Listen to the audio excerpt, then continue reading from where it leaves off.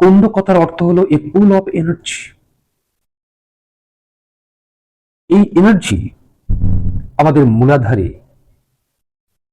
জমা হয়ে আছে।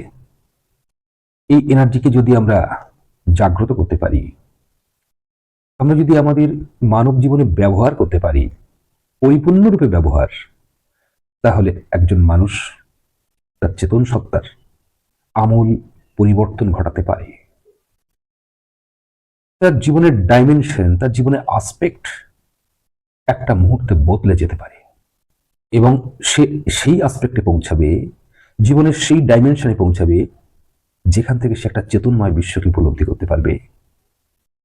যে চেতনময় বিশ্ব উপলব্ধি করেছিলেন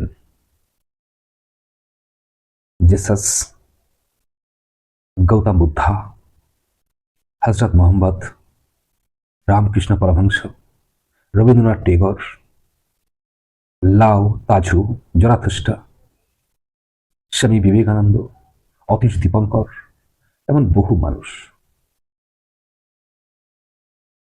এই চেতনা আমাদের মধ্যে ডরম্যান্ট অবস্থায় আছে।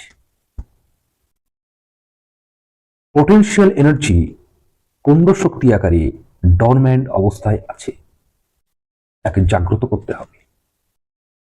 এই ডরম্যান্ট এনার্জিকে জাগ্রত করতে দরকার ইগল মেডিটেশন।